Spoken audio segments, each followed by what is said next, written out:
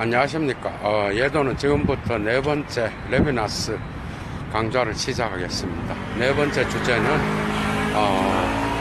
레비나스의 명령, 소제목은 살해하지 말라라고 하는 제목으로 여러분들과 함께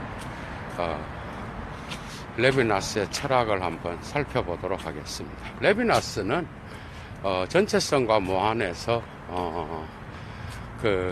동일자를 2장에서 다루고 3장과 4장에서는 타자에 대하여 3장은 타자, 그 다음에 4장은 타자성과의 관계, 그 다음에 5장은 결론 부분으로 맺어지는데 주로 타자의 얼굴을 그죠 시적으로 탁월하게 묘사하는 부분이 거의 종결 부분으로 되어 있습니다.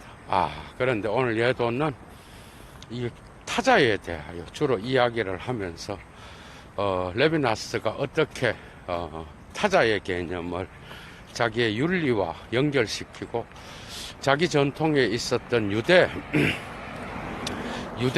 전통에서 쉽게 말하면 그리스도교인들이 구약 성서라고 부르는 신명기 24장에 나오는 고아와 객과 그 다음에 과부를 억압하지 말고 이방인이라고 해서 너희의 재판이나 판결을 굽게 하지 말라. 너희가 종되었던 그 시절을 생각해서 결코 우리나라로 말하면 뭐죠? 뭐 외국인 노동자겠죠. 이런 것들을 억압하지 말고 이들을 위하여 너희가 농사를 짓든 무엇을 하든 이들을 위하여 이들이 먹고 살 수 있게끔 너희의 수확물을 그대로 두고 또 너희의 먹고 마시는 모든 것에서 이들을 기억하라라고 하는 그 야훼의 말씀을 야훼는 레비나스는 갖고 와서 자기 철학의 타자의 그 궁핍과 타자의 얼굴의 궁핍과 그 다음에 대타자의 어떤 그 숭고한 높음을 대비시키면서 자아에게 윤리적 요청을 하는 그런 방식으로 자기의 작품을 기획하고 있습니다. 이 부분에서 상당히 많은 어떤 저도 옛날에 읽으면서 상당히 많은 그리스도교적인 용어로 은혜를 잊고 많은 그 감동을 받기도 하고 그랬었죠. 이 부분을 예도는 오늘 집중적으로 여러분들과 함께 파헤치도록 하겠습니다. 이 타자의 개념을 확증하기 위하여 레비나스는 자아의 개념, 동일자의 어떤 그 독립성을 2장에서 주로 이야기하죠. 그죠? 그 독립성은 외부로부터의 햇빛과 공기와 노동과 그 다음에 또 외부로부터의 어떤 그 타자들의 목소리 또 이런 모든 것들을 향유하면서 그죠? 자기의 세계 안에 가정이라 그러죠. 그 가정 속에 평안하게 그죠? 자기 자신의 자유를 누리면서 살아가는 그러한 동일자의 독립성을 주로 이야기합니다. 그러니까 동일자는 파괴되어야 할 타자에 의해서 무화되어야 되고 서구 역사 동안 서구의 역사에서 타자를 지배하고 억압했던 이 자아의 동일자가 억압되어야 할 존재가 아니라 오히려 레비나스는 이 동일자가 철저하게 자기의 독립성을 유지하면서 독립성이 제일 중요합니다. 독립성을 유지하면서 어떻게 자신의 자유를 누리고 행사하는지 이것을 가정이라든지 이런 것에 비유를 해서 거기에서 평안히 거주하는 거죠. 그런 개념으로 레비나스가 사용하고 있다는 겁니다.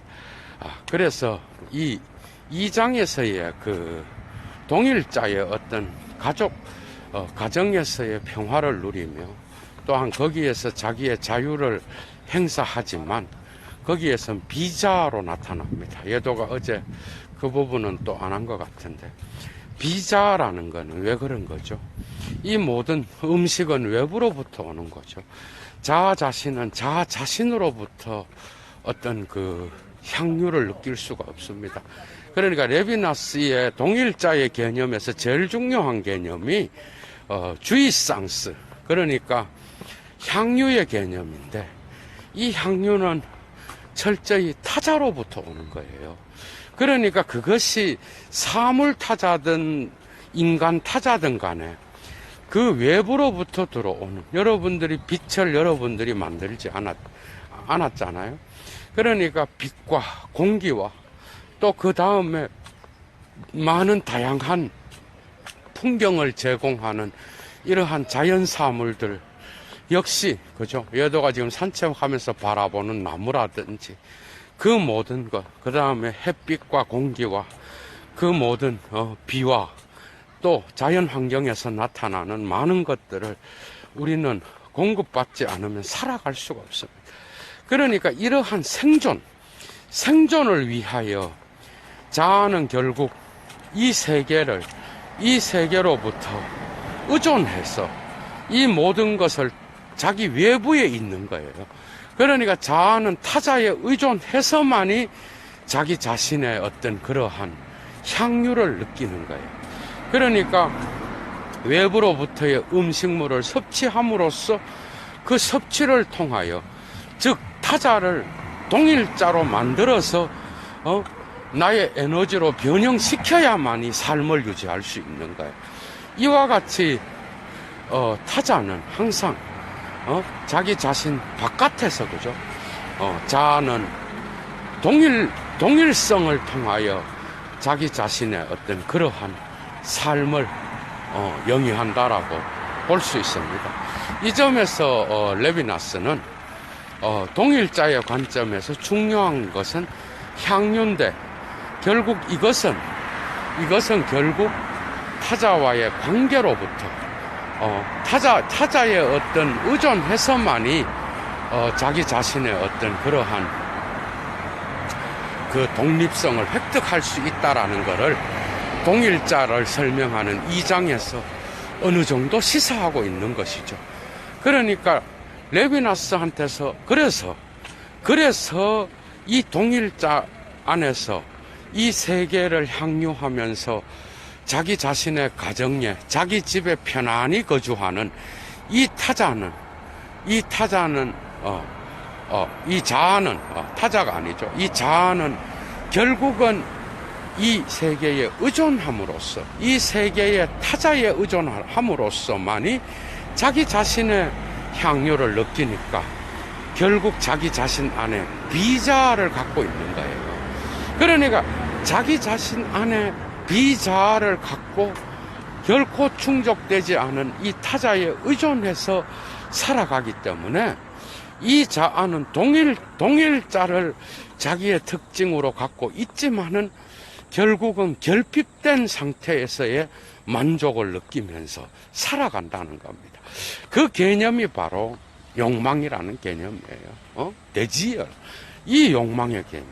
그러니까 레비나스에게서 동일자는 자기 세계에 거주하면서 자기의 의미지향을 통하여 이 세계를 동일자로 바꾸면서 자기 자신의 어떤 자유와 권력 아래로, 권위 아래로 모든 것을 포섭하면서 집에 있는 것과 같이 편안하게 존재하는 그러한 자지만은 그러나 자기 안에 비자아로서 결핍을 느끼면서 살아가는, 그러나 독립된 존재로서 그렇게 자기의 가정에 편안하게 거주하면서 독서도 하고 수영도 하고 또 정원도 가꾸면서 살아간다라는 거야. 예를 들면 그래서 모든 필요, 그러니까 배주행이라 그러죠. 그러니까 모든 욕구를 충족시키는 거예요. 그러니까 욕구와 또 뭐뭐로부터 살아간다라고 하는 것. 이 두 가지가 동일자의 세계에서 가장 중요한 개념이었어요. live her, do라고 하는. 그래서 모든 것을 이성적으로 알고 판단하는 것보다 가장 먼저 거주와, 그죠? 자기의 세계에 거주하면서 자기의 삶의 어떤 그러한 삶을 영위해 나가는 이러한 동일자의 자아의 개념을 레비나스는 철저하게 자기의 전체성과 무한해서 2장에서 언급하고 있는 겁니다. 그래서 이 결핍은 끝까지 충족되지 않고 동일자로 바꾸면서 충족될 수 있는 것은 대지어가 아니라 배주행이라는 거예요. 그래서 결핍은 언제나 타자에 대한 욕망에 의하여 결핍되는 이 자아는 자기 자신의 세계에 거주하면서 단지 먹고 마시고 또 자기의 어떤 지적인 것을 충족시키고 하는 것은 타자에 대한 욕망이라기보다는 욕구, 필요를 충족시키는 그러한 존재로서 동일성을 통하여 자기 자신을 편안하게 거주하게 하는 그러한 독립된 존재자로 레비나스는 자아를 묘사하고 있다는 거예요. 그래서 이 자아는 이제 타자와 만나게 되는데 이 타자의 타자성은 철저하게 윤리적인 것이죠. 그러니까 르 에티크입니다. 여기서 에티크는 형용사로 영어로 굳이 바꾸자 그러면 디 에시컬이야. 그러니까 윤리적인 것으로 나타난다는 거예요. 그 이유는 타자에 대한 그 욕망은 결코 채워질 수 없는 것이고 이 타자는 심지어 이해도 불가능한 거예요. 우리는 이 타자를 이해할 수도 없어. 타자는 언제나 나의 내부의 세계에 오지 않고 외부의 세계에 오기 때문에 여러분 에로스라는 그 욕망의 개념에서 그죠? 욕망은 타자와 자아를 다 세운다 그러잖아. 그런데 왜냐하면 사랑받는 자는 애무받는 자지 결코 소유되는 자가 아니라고 이야기하고 있습니다.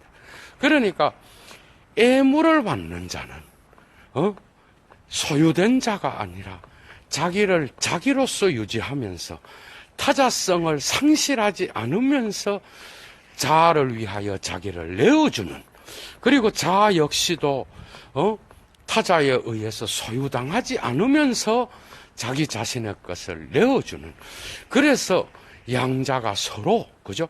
서로 사랑을 에로스를 통하여 서로 세워지는 관계, 그게 바로 욕망의 결핍을 올바로 채울 수 있는 그런 관계인 거죠.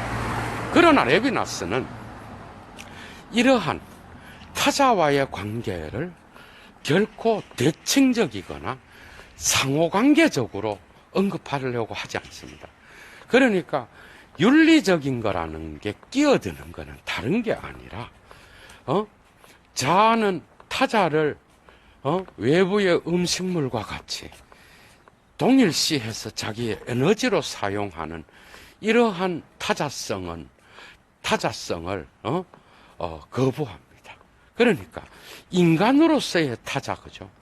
이 타자는 결코 자아의 어떤 이러한 자유와 자아의 권한에 결코 동화될 수 없고, 그 타자는 언제나 자아의 영역, 자아의 거주 바깥에 존재하는 자예요.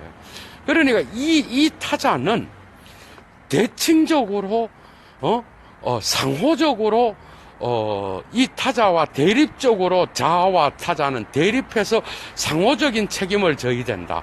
이렇게 되면 또다시 전체성의 사유에 들어가게 되는, 또다시 존재론의 사유에 들어가서 자아와 타자를 나누면서 또다시 하이데거의 그러한 대립적 어떤 그런 타자와 자아의 관계로 들어가게 되기 때문에, 이렇게 되면 결국 사유를 전체성과 존재론의 관점에서 사유하기 때문에, 이러한 자아와 타자를 대칭적으로 둔다든지 대립적으로 두는 것에 대하여 레비나스는 반대합니다. 그래서 그 타자와의 관계는 우선적으로 평화로운 관계입니다. 그러니까 이 타자는 자아의 세계를 침입하더라도 자아의 그 자유를 결코 의문시하, 미정 캐스티용이라 그래요, 불어로. 그러니까 자아의 권위와 자아의 어떤 그러한 그 자유를 간섭하고 제한을 가하지만 의문시한다 그럽니다. 문제로 삼는다는 거야. 문제로 삼지만 결코 이 자아의 생활 영역으로 들어와서 그 자아의 세계를 지배하고 억압하고 자유를 빼앗는 이런 타자성이 아니라는 이야기를 하는 거예요. 그래서 레비나스는 그 타자성과 자아 바깥의 외면성, 그리고 그 타자의 초월성, 그러니까 자아의 세계와 존재론의 폭력적 서열, 존재론의 제국을 넘어서 있다 그래서 초월성이라 그럽니다. 그러니까 타자는 초월해 있고 외부에 있고, 그 다음에 이 타자는 결코 자아의 세계로 포섭되지 않는 무한자다.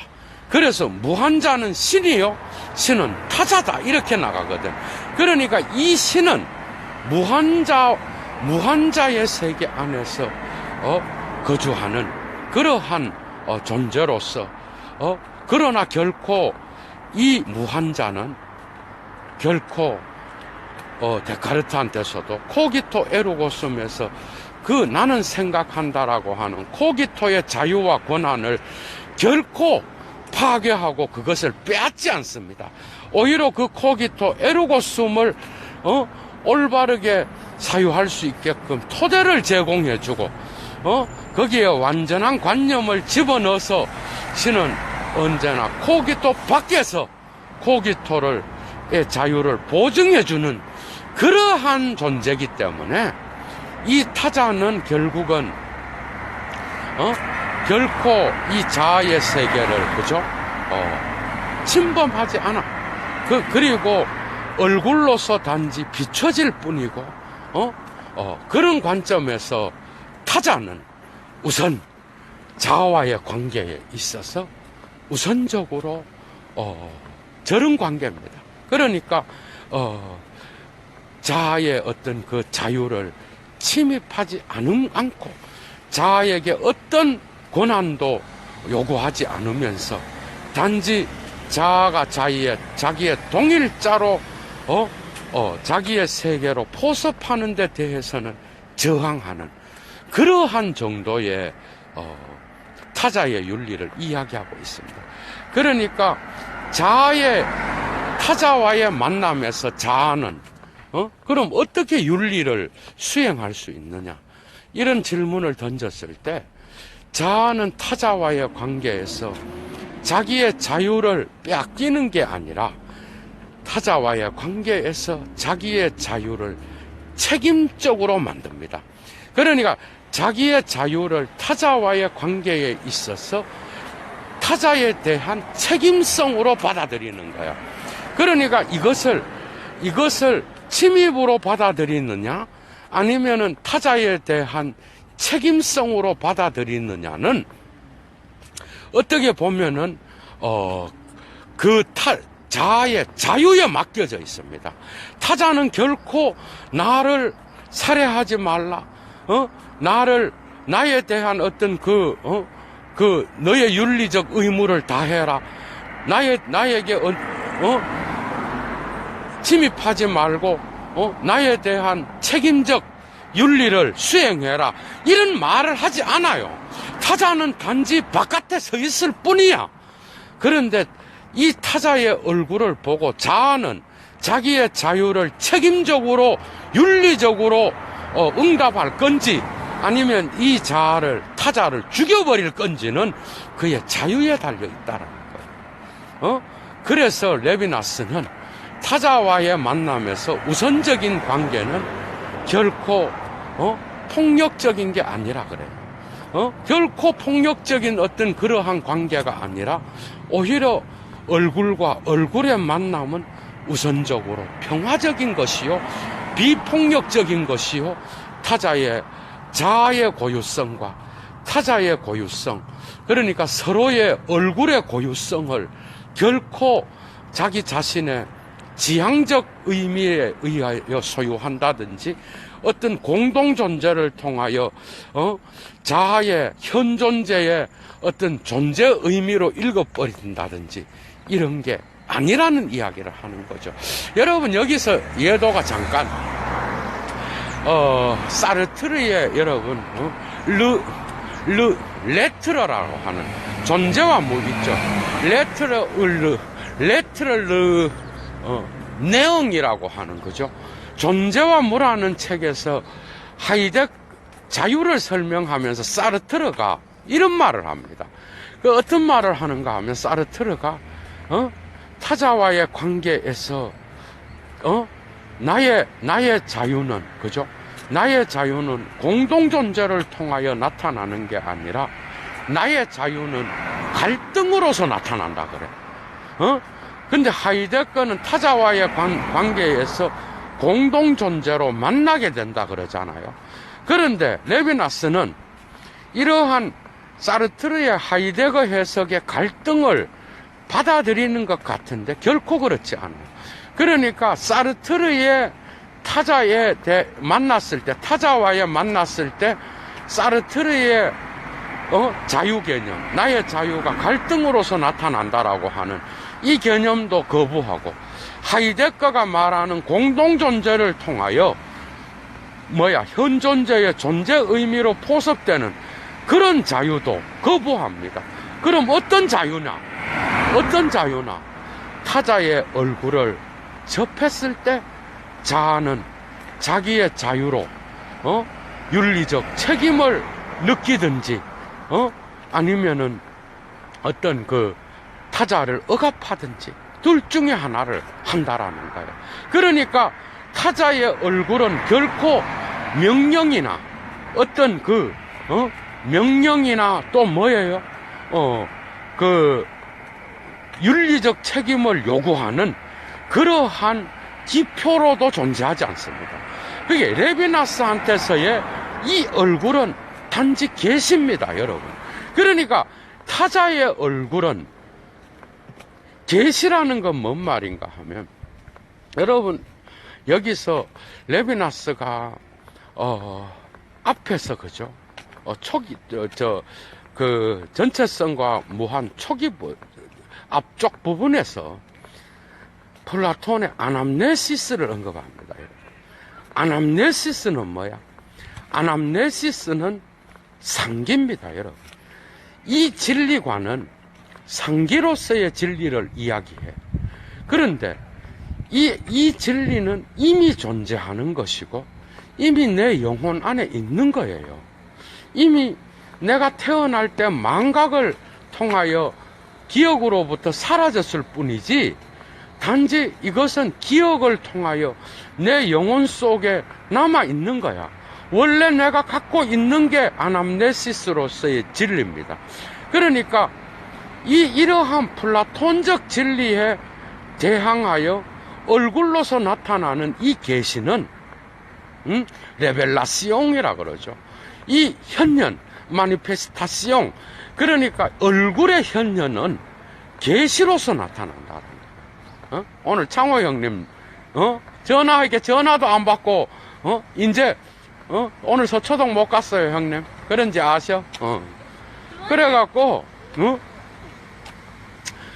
뭐라 그러나 계시라고 하는 거는 뭔 말이에요? 그러니까 이러한 아남네시스, 플라톤의 원래 있는 원래 우리 자아에게 기억을 통하여 나타나는 이런 진리관, 하이데거가 받아들였던 이 진리관을 레비나스는 거부하는 거예요.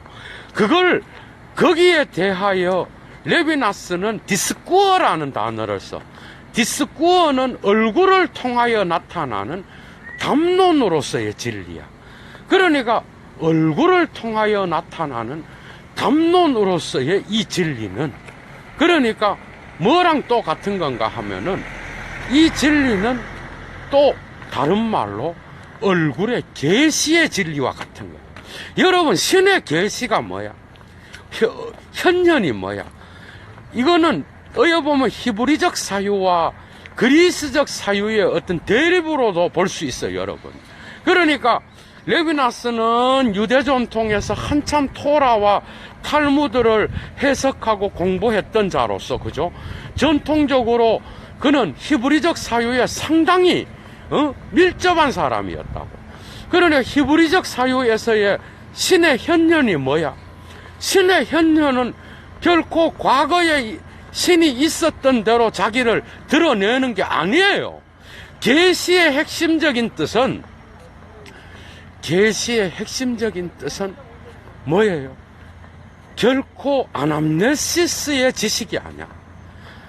신의 계시는, 얼굴은 신의 계시와 같은 건데, 이 계시는 결코 과거에 존재했던 것이 그대로 드러나는 게 아니야. 이런 지식이 아니야. 계시는 언제나 신의 새로운 사건으로서의 진리로서 나타나는 거야. 과거의 것을 기억나게 할 수는 있지만 신은 자기 계시로서 언제나 새로운, 역사는 언제나 반복되지만 그 반복은 결코 역사적 시간을 따라 움직이는 신은 결코 그렇게 아남네시스로서의 어떤 진리를 이야기하지 않습니다. 오히려 신의 계시로서의 얼굴은 언제나 새로운 사건으로서 만나게 되는 그러한 진리를 이야기하는 거라고. 그러니까 아남네시스는 뭐야? 이미 자아가 자기 자신에게서 지식의 근거를 자기 자신한테서 찾는 거예요. 레비나스는 여기에 집중하고 있는 거야. 이런 진리관은 안 된다. 이런 걸 거부하는 겁니다. 그래서 플라톤을 거부하니까 하이데거의 바르하이트도 그냥 알레테이아도 사라져 버리는 거예요. 이러한 자아의 영혼의 어떤 미리 있는 전이에로서의 진리관, 이런 지식. 그래서 아우구스티누스가 내면으로 가서 신을 발견하라 그러잖아. 거기에는 이미 우리가 태고적 태어나기 전부터 이미 우리의 내면 속에는 신의 진리가 숨어 있는 곳으로 본 겁니다. 이런 신플라톤적 사유는 이런 방식으로 나가는 아남네시스의 진리관을 갖고 있다라는 거예요. 여기에 대하여 레비나스는 얼굴의 담론, 디스코얼, 그 다음에 얼굴의 현현이라는 개념으로서 언제나 자아의 세계는 언제나 타자의 자기 자신의 얼굴은 말을 하는 거예요. 얼굴은 현현으로서 언어로 나타납니다.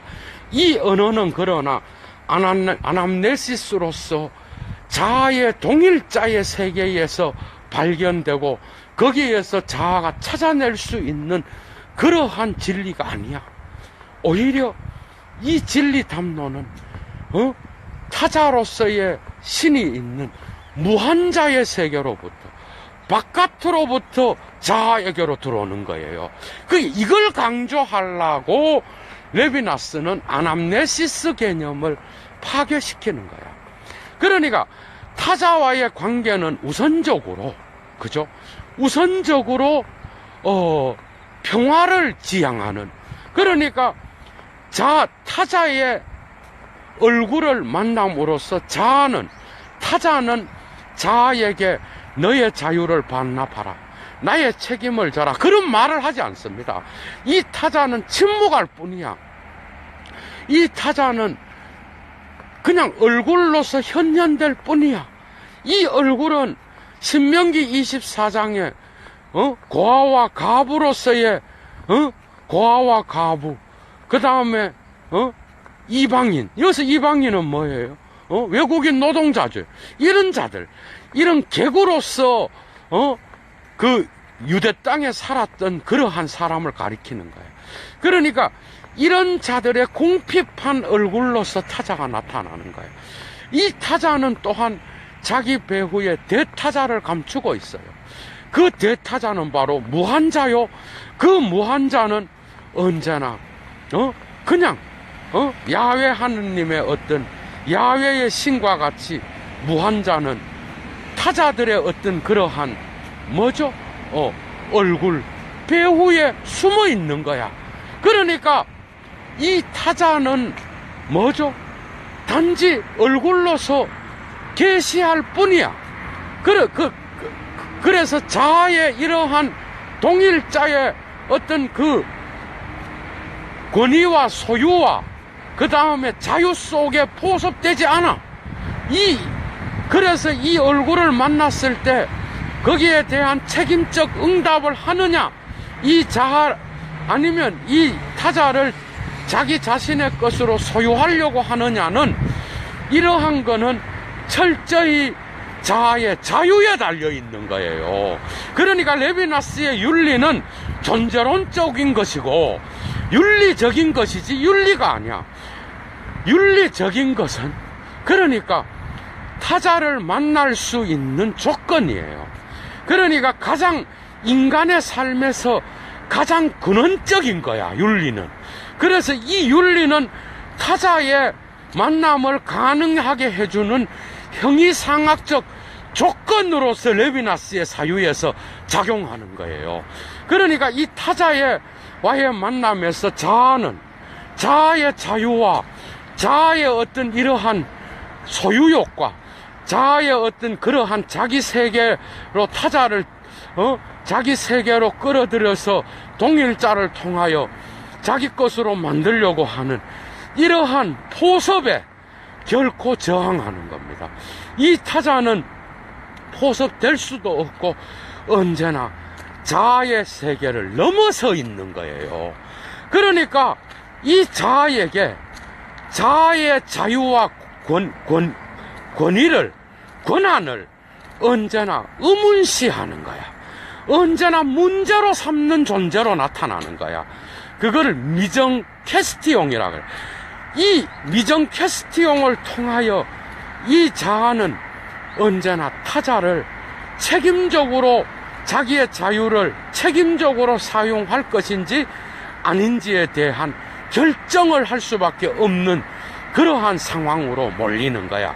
그러니까 이런 자아와 타자와의 관계는 상호적 관계로 나가는 게 아니라 단지 독립된 서로로부터 분리된 그러한 관계라는 거예요.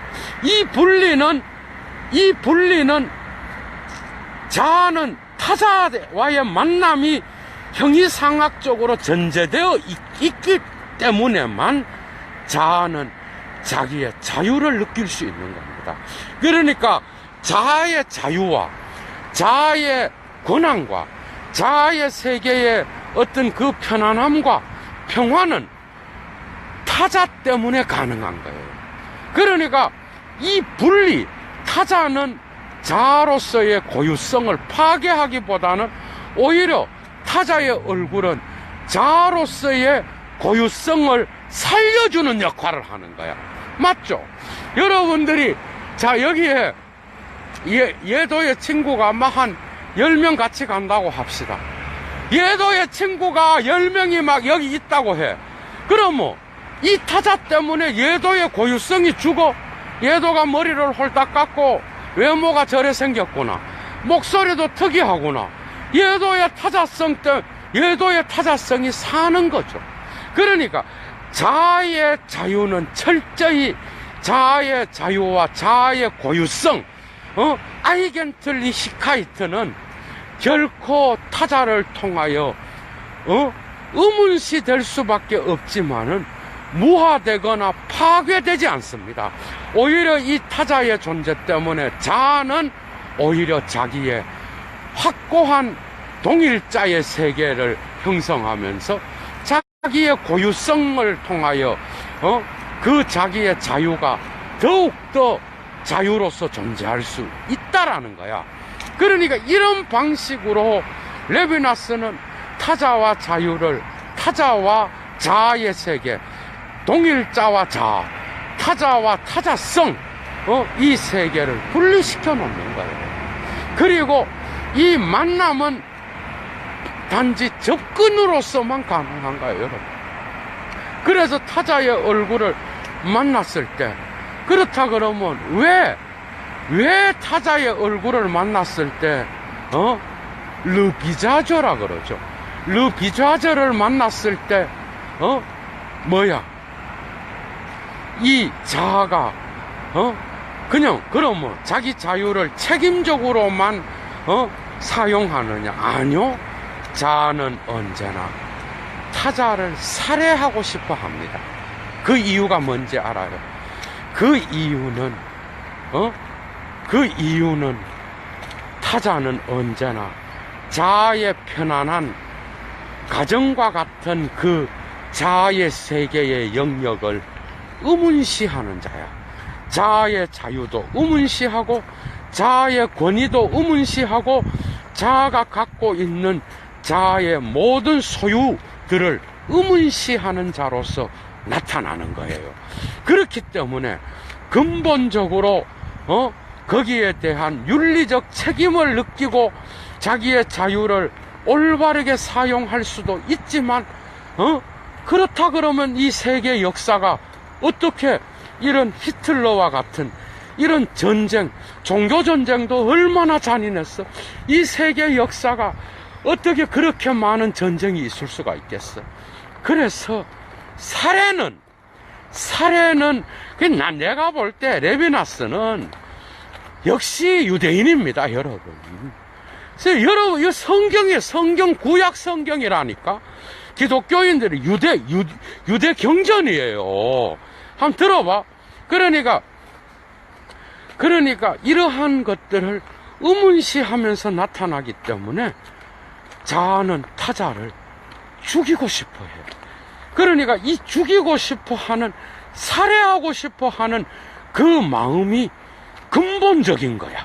근본적인 욕망으로서 존재하는 거예요. 왜냐하면 타자는 자아의 세계를 위협하지 않지만 위협적인 것으로 다가올 수 있고, 무엇보다도 자아의 자유에 걸림돌이 될 수 있고, 이 자아를 갖다가,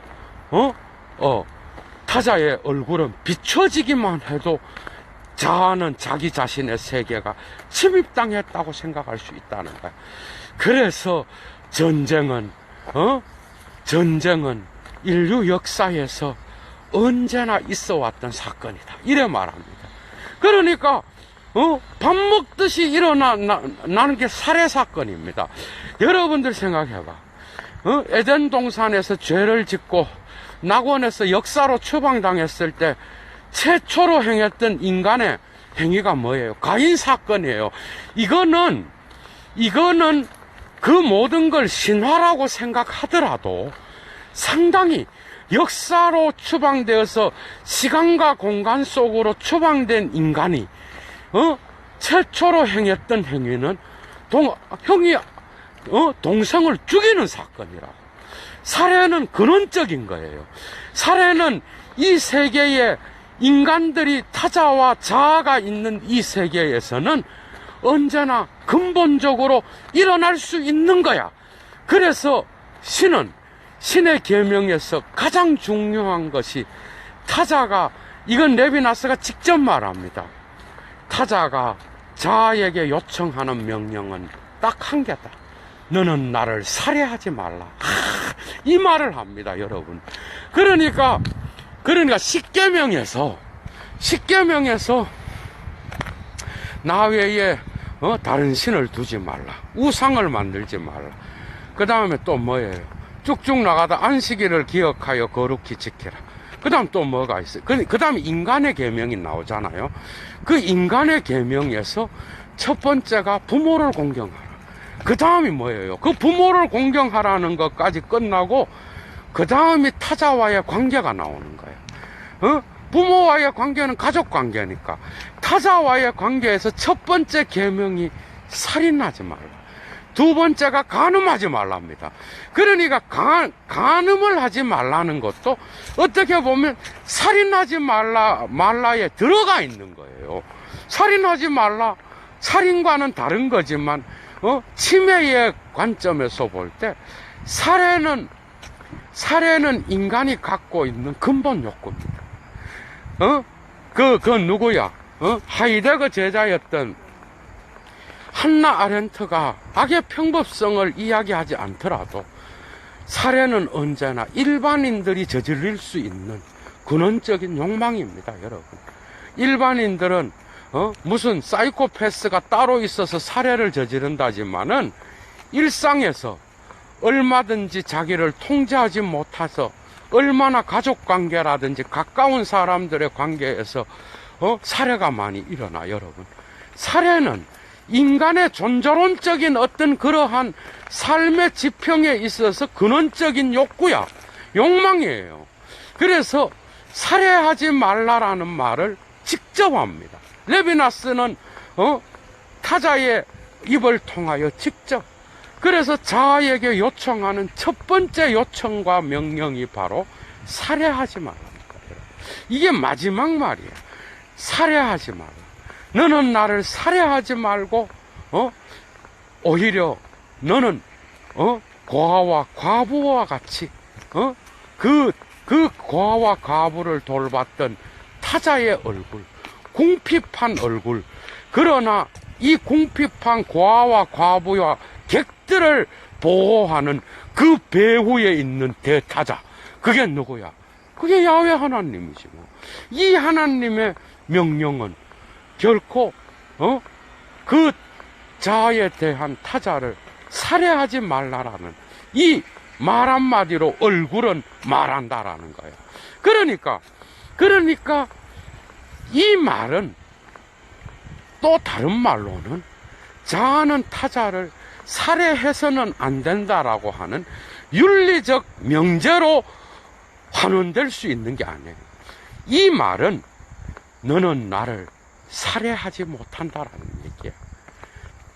자아는 타자들을 윤리적 책임을 지든지 타자를 무화시킬 수 있습니다, 여러분.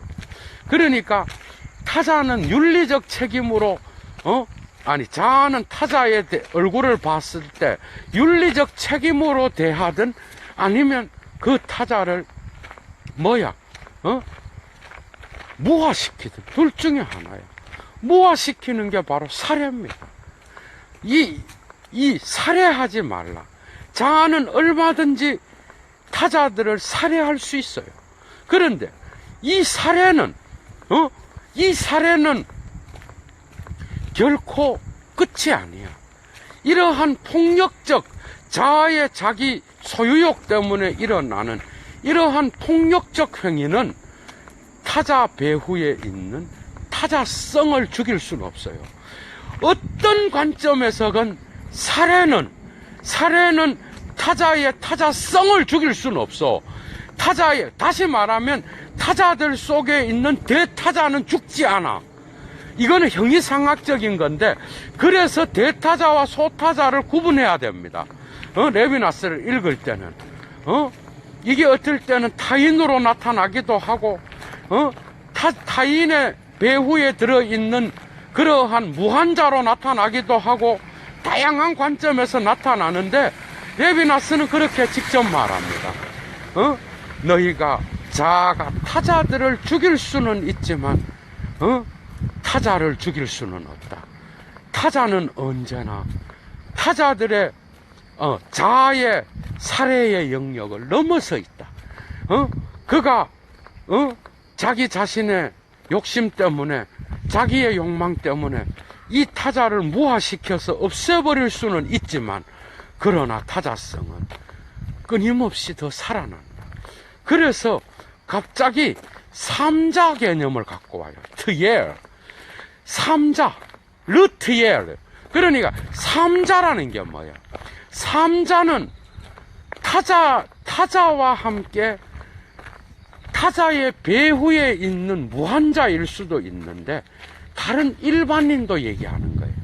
그러니까 네가 살해하는 거를 타자를 살해하는 거를 제3자가 지켜본다는 거예요. 이 제3자라는 개념 때문에 어떻게 보면 레비나스의 철학이 정의라든지 사회정의라든지 이런 걸로 나갈 수 있는 그러한 단초가 될 수 있습니다. 이게 존재와 다른에서 존재와 다른이라고 하는 본질을 넘어서 라고 하는 그 뒤에 70년대에 나온 이 존재론의 언어를 넘어서서 이야기하려고 하는 레비나스의 작품에서 또 제3자라는 이 개념이 나타나.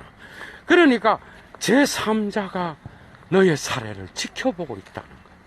그러니까 살해하지 말라라는 이 말은 다른 게 아니라 네가 살해해도 된다가 아니라 자아는 타자를 살해할 수 없다는 걸 말하는 거예요. 형이상학적으로.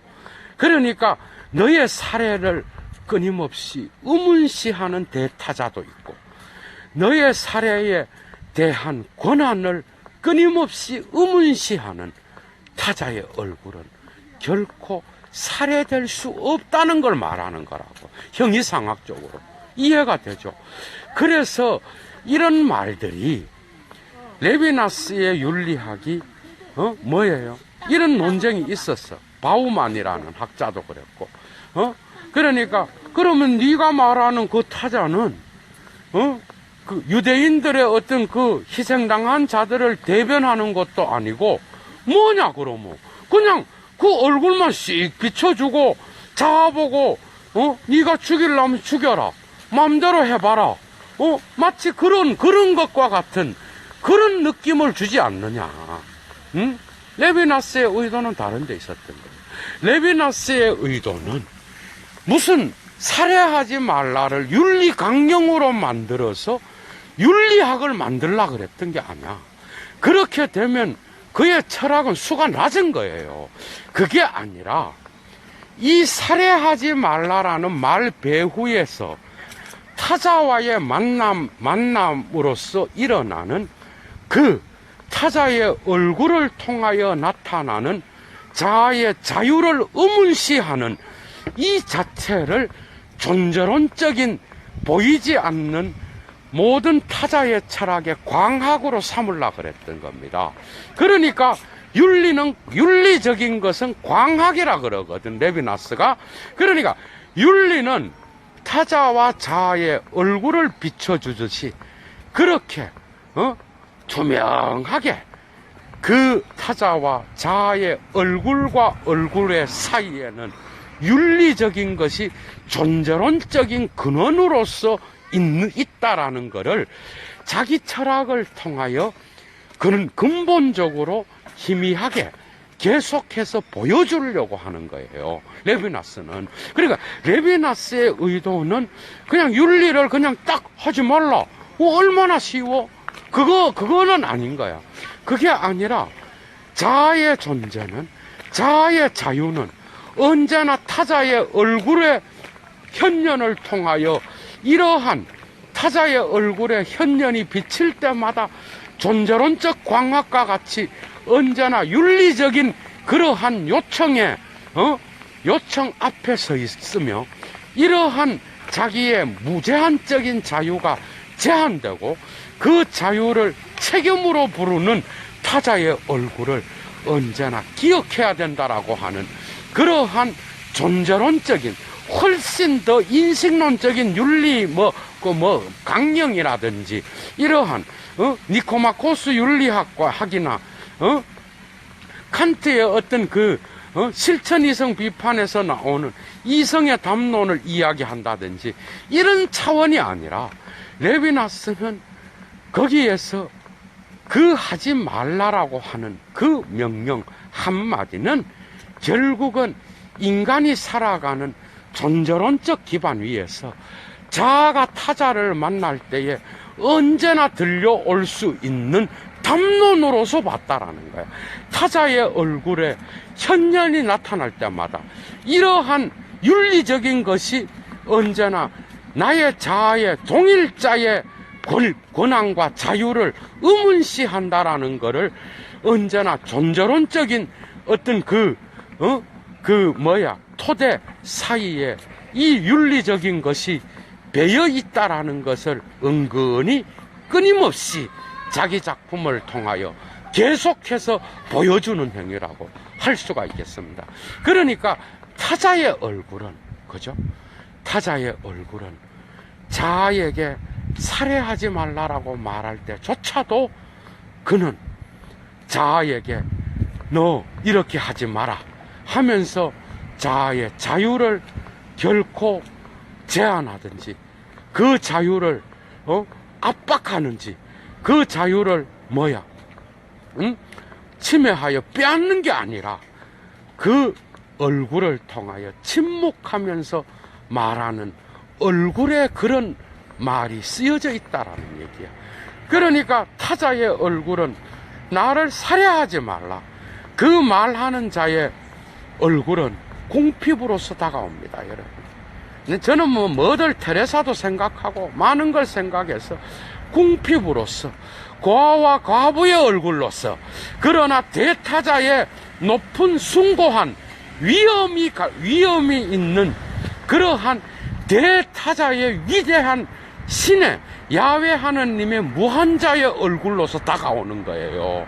그러니까 표면적인 얼굴은 고아와 과부의 얼굴이지만 그 배후에는 신적인 위엄을 갖춘 얼굴로서 다가오는 거예요.